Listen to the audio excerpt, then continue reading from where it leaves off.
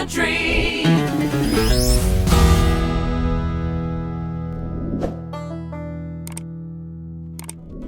Hi, everybody. Welcome to Big G Country. I'm Garry McColman, better known as Big G. On Big G Country, throughout the weeks ahead, we're going to be talking about country music. We're going to be interviewing artists of country music, both past and present, American, Canadian. And we're going to be talking about the people that have made country music as successful as it is today. Not just the artists, but writers and DJs. Yes, of course, I'm a little selfish about this, but without DJs and country radio, there'd be no hits and no artists and no writers. So it's this time an expansion on exactly what country music is all about and who makes country music. So we'll be talking to artists that now are in the Grand Ole Opry, the history of country music, the Country Music Hall of Fame, both in the United States and the Canadian Country Music Hall of Fame. And of course, we're going to be talking about racing because I love racing, both dirt and pavement racing, and talking about some favorite young people and older racers as well. It's all for you right here on Big G Country. So let's get started. Well, my first interview has to be with a fellow that I spent 16 years sitting across from each and every day on radio. His name is Wayne Mathews. We call him Matty. But together, we had a very successful 16-year run at the top of the radio charts in Eastern Ontario. So let's get friendly with some DJs, and especially my buddy, my partner. Ladies and gentlemen, here's Wayne Matty Mathews. Well, how you doing, old partner? You're looking good. Hey, you're not looking too bad yourself, buddy. You got the shades on. You combed your hair for this occasion. Not only combed my hair, but even manscaped. Well, you manscaped, did you? Well, Biggie, I had an eye appointment yesterday. That's why I'm wearing the sunglasses. A little bit of a cataract problem. You know that stuff they blow into your eyes? Still a little fun. But just a question, and give me an honest answer. Do I look like Eric Church? I got to tell you, Matty, when I first saw you pop up on the screen here, I said to Rick Moulton, Rick, don't you think he looks like Eric Church? Oh, yeah. Well, yeah, see that? Even our producer, Rick Moulton, said, I think we got the wrong guy. I think we got Eric Church.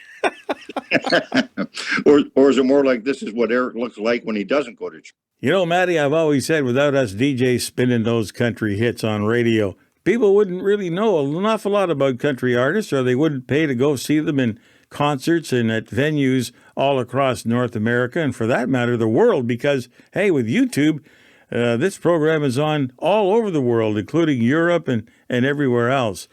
Now, I know that as a DJ for over 50 years, you have not only entertained hundreds of thousands of country music radio listeners, but, buddy, you've been fired by the best radio stations in this country. Take us back. Take us down the journey of DJ Wayne Matty Mathews.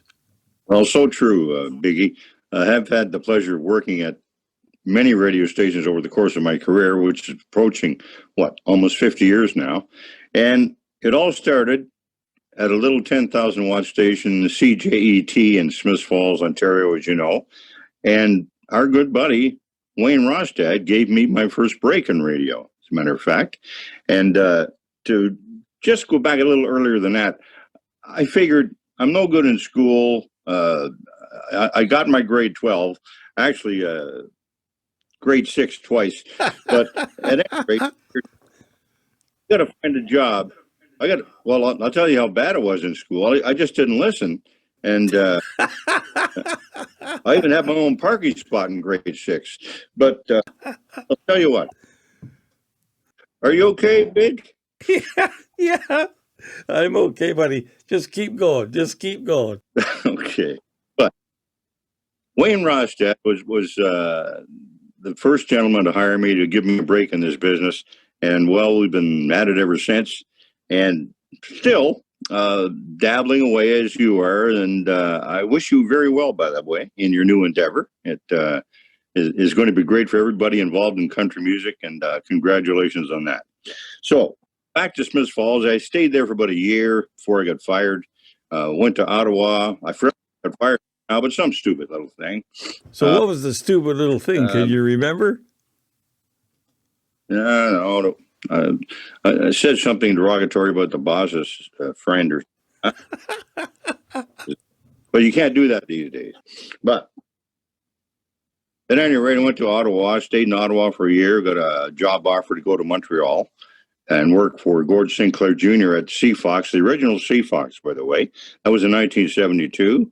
And the problem there, I had a good time, and maybe too good of a time, because the radio station was a 2-story building. The station was on the top floor, and the bar was on the bottom floor. So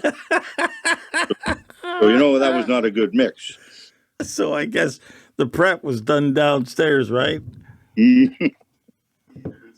I remember going on the air at night sometimes, and hello, Canada. I thought it was a little bigger than it was. But we all had very fond memories and worked with some great people. And then went on to Windsor, Detroit, to CKLW FM, spent 5 years there. And after 5 years, I decided to move back to the Kingston area.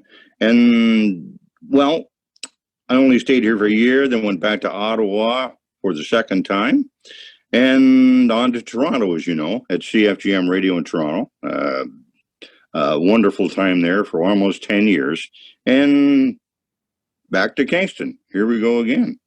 And I think there might have been another trip to Ottawa in between. So at any rate, I've been bounced around a little bit, but still hanging tough. And love this business so much, I can't think of anything else I'd rather be doing.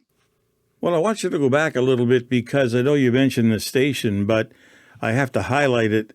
CKLW in Windsor, Detroit was, without doubt, the biggest, most influential radio station in Canada back in the late 50s through the 60s and 70s, because they were the epitome of rock and roll, not just in Canada, but all over the United States. And you worked at that station. Now, tell us a little bit about working with the icons of rock and roll back in the early days at the Big 8 CKLW.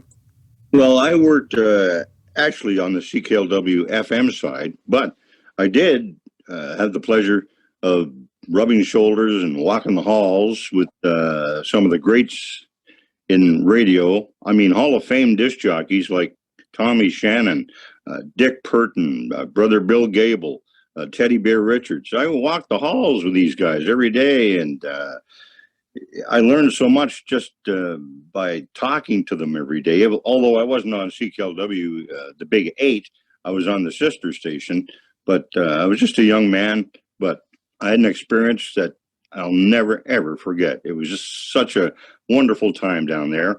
Windsor, Detroit, I love the people. I just missed being home, though, because I grew up in the small town of Coburg, and streams and hills and the valleys of Northumberland County sort of got me wandering and hoping to go back home. So I just left after about 5 years, and, been back around here ever since.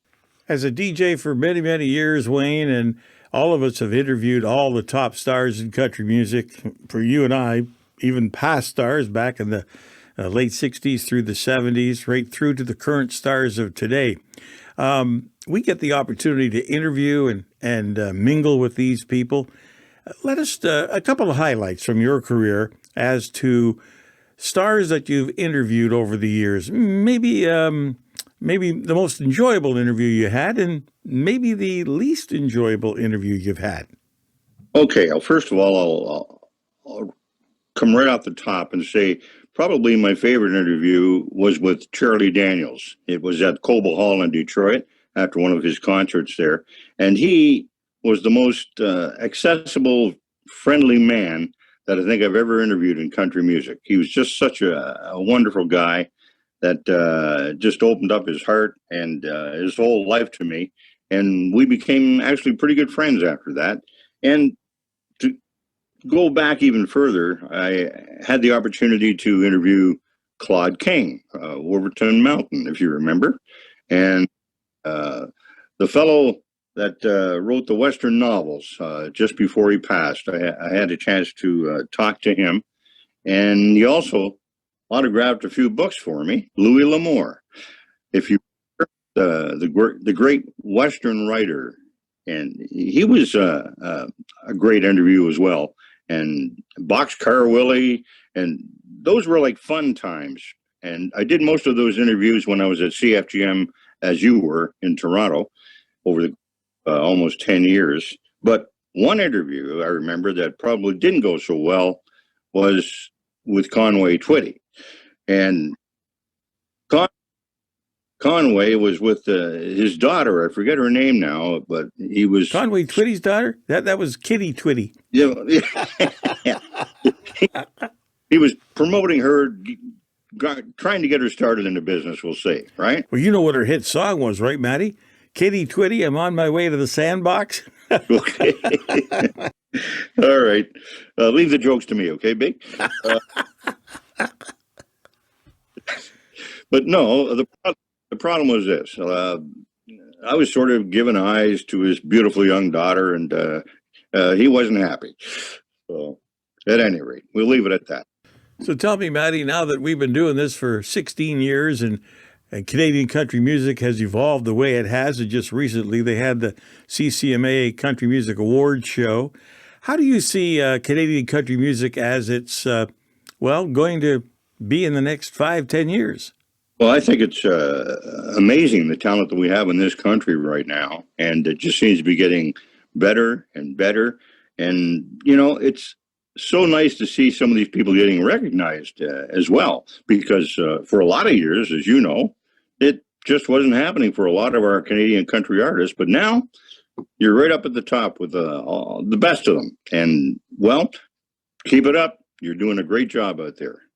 So, Matty, my last question of the day is, back in Windsor, Detroit, I know that you not only were a great DJ, and of course I've been a fan of yours for all these years, but you tried your hand at becoming a country music star, and you sang. You had almost a hit song. I think it sold, what, 10 copies? Okay. All right, you want to retake that question? Little joke. But anyhow, as we evolved over the years, you also became Bucky Pry. So tell us about Bucky Pry, and tell us about that hit song you just about had back in Windsor, Detroit. Well, those 10 copies, by the way, were bought by me. The song was called All Ride for Free and was actually a pick of the week in the RPM magazine. It was the only song released that week, but we had a lot of fun with that. I simply changed my name because I was on the radio in Windsor, Detroit, and I was just sort of using an alias, and so instead of Wayne Mathews, I used Matt Wayne. And then when we got together with our great run for 16 years here in Kingston, I decided to maybe sing a few more songs, and you jumped in as well as my partner. Well, it went to Bucky Pride and Two Lines Behind, because you just couldn't keep up, Big. I mean, yeah, I know, but I tried. And well, I still have that bucket. You tried to carry that tune in. What prevented you from becoming a country music legend? Well, as you know, there's only two things that stopped me becoming a huge, massive country star in Nashville. And I've had people tell me this all my life. Wayne, why didn't you make it big in Nashville? And I told them why. Why is that? I could not remember the lines to the songs, and no talent. Oh, man, this has been fun, as always. We're going to have to do this again. Thanks for being with us, Matty. We really appreciate it for this, our very first edition of Big G Country. Biggie, all the best, all right? And thanks for including me in your first show. Hey, Matty, thanks for being on our first show. It's a pleasure having you here. Love you, buddy. Coming up next, we've got one of the best and well-known songwriters in Nashville, Tennessee. Now, you may never heard of him, but each and every artist knows who Max T. Barnes is, and his father, Max D. Barnes, was for sure. Because without a songwriter, there's no song. Without a song, there's no artist. Max T. Barnes is coming up next, right after this word from our sponsors this week, Reno Acres Campgrounds. This edition of Big G Country is brought to you by Reno Acres Campgrounds, a family campground that's been owned locally in southeastern Ontario since 1971.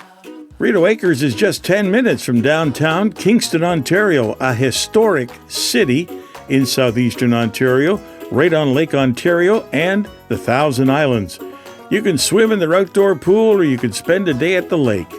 Reno Acres has excellent fishing, boating rentals, horseshoes, frisbee, golf, mini putt, and basketball. All the activities, including a scenic hiking or walking trails for your enjoyment. And they're situated right on the UNESCO World Heritage Site known as the Reno Canal. Don't forget, full banquet facilities are also available for weddings, banquets, and meetings, and there's always lots to do at the friendly confines of Reno Acres, better known to us locally as the Gated Community.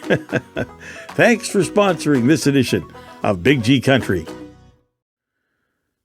Now it's time for us to introduce our next guest, a songwriter par excellence, a guy who has written songs that have had over 5 million radio plays.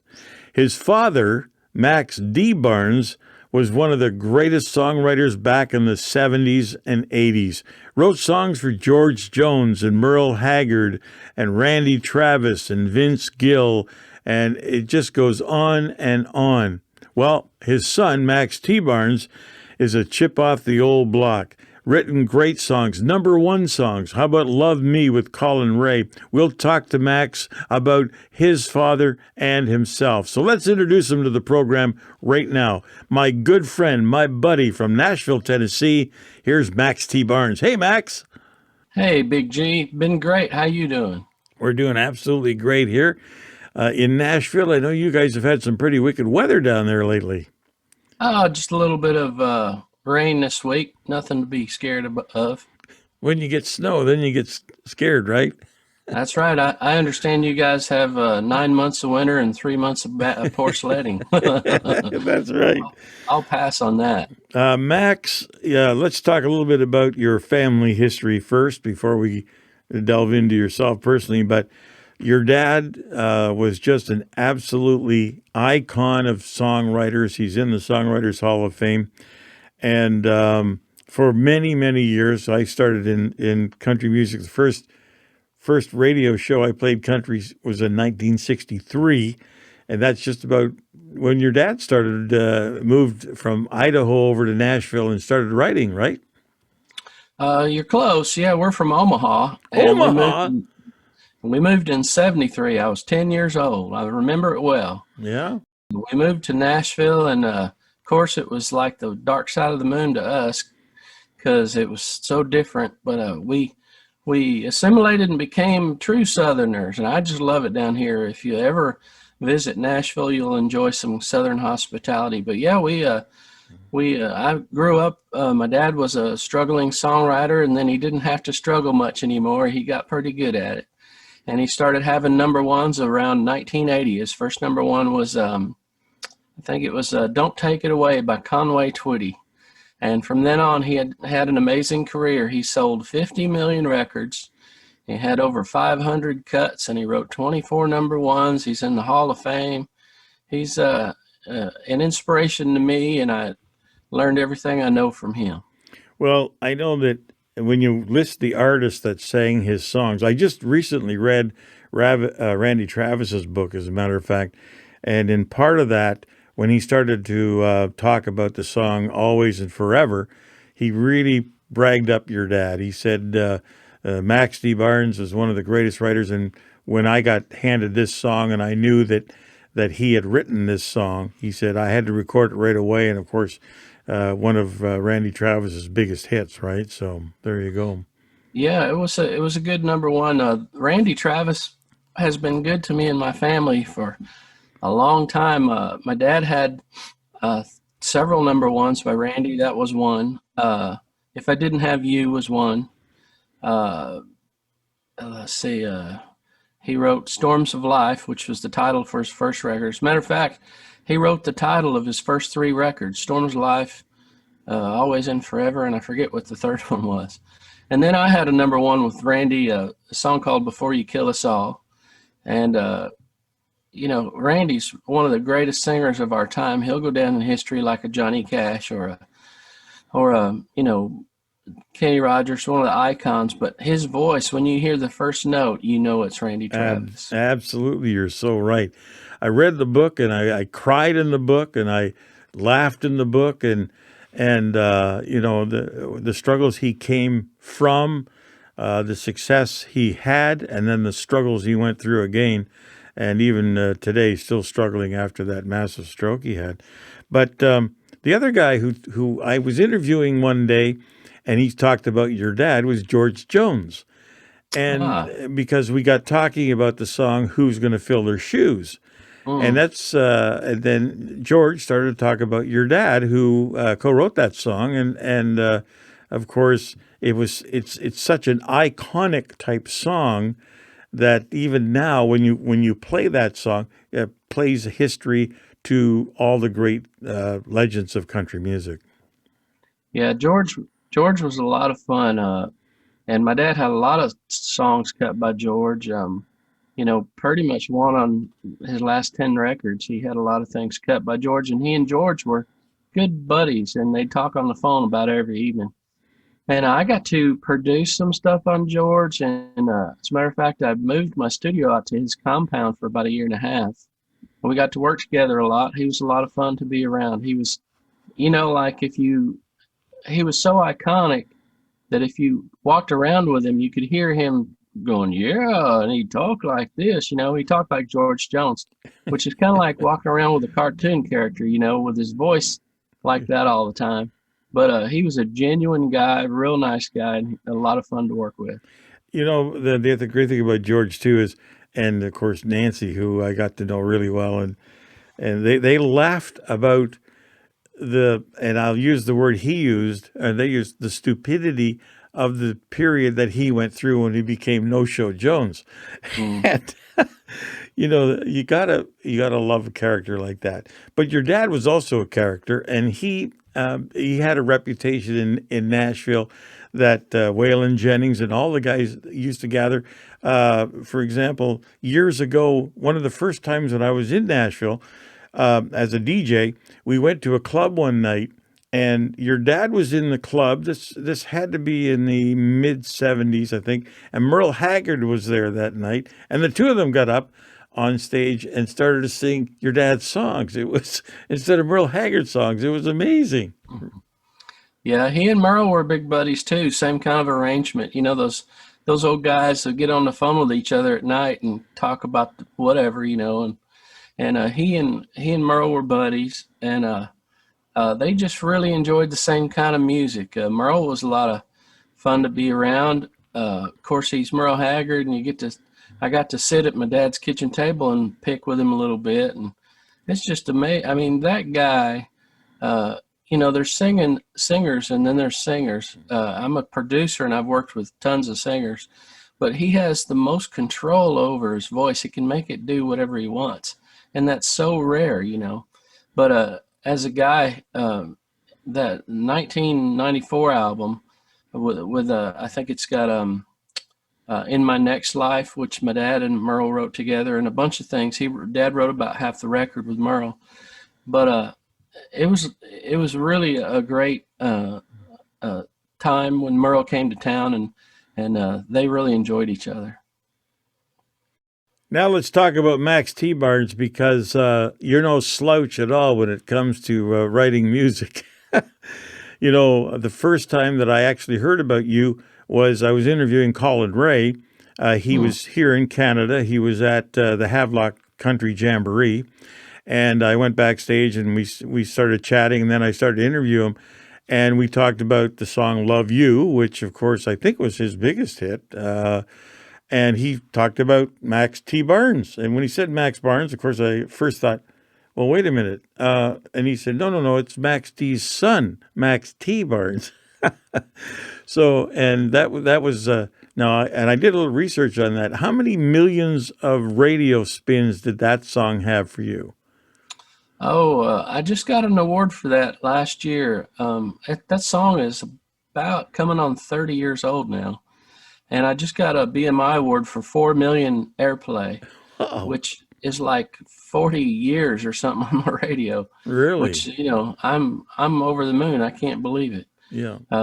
And Colin is a fantastic guy, a good friend, Oh, yeah. and we'll talk or go to lunch kind of regularly, and he's a lot of fun to be around. But I think he and I did each other a favor when he sang that one, and Skip Ewing and I wrote that together. So, gosh, I was really blessed to be a part of that song because it's kept the old Barnes household in beans and taters for a long time. Now, this is what he told me this, and I'm going to repeat it. And you're the songwriter, so now I get to ask you because I want to know what you think of what he said. But he told me the way you wrote that song was not the phrasing he ended up using when he recorded it. Was that is that a true statement? I'd say that wouldn't be false. Let me explain.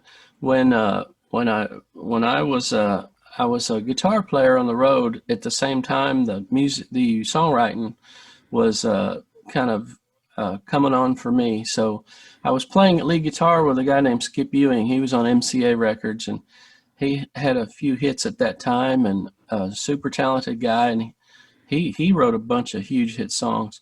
But he and I were in the back of the bus going to Utah, and we'd written that song on a trip out on tour, and Skip has almost a Willie Nelson ish phrasing, where he'll speed up and he'll slow down, very artistic, But yeah, Colin Ray and his producer, there's two of them, John Hobbs and slips my mind, but they ironed that song out and made it what it is. So I'm forever grateful. Yeah, and that happens sometimes where they'll hear it their way, and I'll do that to other people's songs when I'm cutting on artists. I'll iron out wrinkles and that sort of thing. So yeah, that's true. He's got that right. Now let's move to today because I know you tour yourself. You give seminars in songwriting. I have invited you and your Nashville cronies to come into our area and do some performing, and I want you to. I hope you take that, that invitation because I want you to come on up here and show people the talent that you have. But so what are you doing now? Well, I know that you tell everybody exactly what Max T. Barnes is up to. Well, as far as coming up there, we would love to. Me and my band tour around the whole world, the whole wide world, and it's kind of a mix between a songwriter's night and a full band night, because I'll do all my dad's hits and all my hits, and it depends on what sort of night it is. We'll throw some Merle Haggard or George Jones. We just love country music, and we know there's such a demand for it and maybe just starvation for it, but we're as big a country music fans as anybody, so we really put our shoulders into it and try to give the folks the good country music that they're really wanting. Now, having said that, I tell the stories behind the songs and the funny anecdotes and the sad things that happen, and all over the world. I had a lady in Australia once kind of about bring me to tears with her story about her husband and how they played my song "Love Me" by Colin Ray at the funeral, and I'd heard it so many times from so many people, but it always touches me. But gee, sometimes it just gets to you. It means the world to these people, and I can't believe that I was a little part of that. So anyway, we enjoy, if you come to a Max T. Barnes show, you're going to love the country music. You'll laugh, you'll cry. When you come shake my hand, I'd love to sign a CD for you. We just really love going and playing for the folks. Now you do a lot in Europe, Max. So how's that crowd when it comes to country music from North America? It's very different. Mostly I've played in Ireland, England, Scotland, Belgium, what is that other, Spain, Portugal. But my favorite folks are my friends in Ireland, they have such a dance culture there. They get up and dance to every song, and they fast dance. And the older people, my age and older, they can get out there and whip each other around. It's incredible, and they all do it. It's not just a few.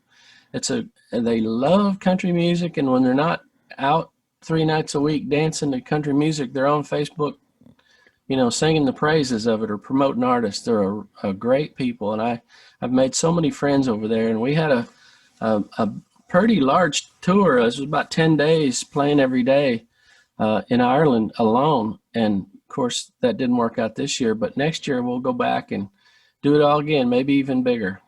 Well, Max, I just want to let you know that I'm putting a CD out very shortly. It's called Big G's Line Dancing with a Walker. It's for those of us who are a little age challenged. I'll buy a copy. It's always a pleasure talking to you. And again, on this program, I just don't want to highlight artists. I want to highlight the people who've made the artists who they are. And of course, there's no hit songs without songs. There's no artists and hit songs without radio play and exposure. And so that's why I'm also having some great country DJs on here as well, because I think, and I selfishly think, they need the exposure.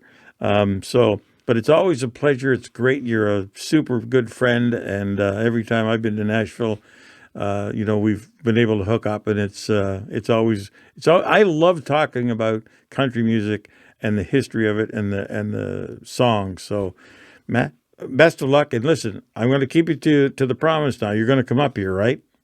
Yes, sir. If you'd have us, we'd love to come. We have a great time. Like I said, we're there for the fans, and we love it. So you'll see that when we play. We just love playing the country music. We'd love to come out. And Big G, I want to thank you. You've been such a friend to this industry and songwriters and artists, and we appreciate you and what you've done. And, God bless you. It's people like you who keep the country music going. And if you'd like to find out more about what we got going, I've got a bit on a TV show, Steve's Country Showdown on Sky 376 in Europe.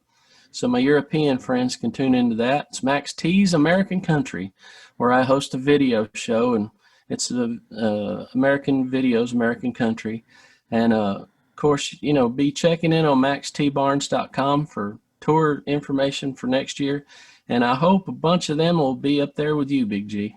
Thank you, Max, very much for those kind words. I really appreciate it. And thank you for being on our first program. You deserve it, man. You're a great friend and a super, super contributor to the success of country music. Well, that's it for our first edition of Big G Country. Thanks for being along this week. It's all been brought to you by our good friends at Reno Acres Campgrounds, home of the gated community. We'll be back again next week with some more guests right here. Matter of fact, our good buddy Mark McDonald's going to be here, the leader of the group Ambush, and we'll be talking a little racing also. That's next time right here on Big G Country. And listen, if you want to get in touch with us, remember, here's how you do that. Go to Big G at biggcountry.ca. We'll see you next time right here on Big G Country. Thanks for being along with us. This program is produced by our good buddy and friend, Rick V. Moulton. Thanks for tuning in to Big G Country. See you next time.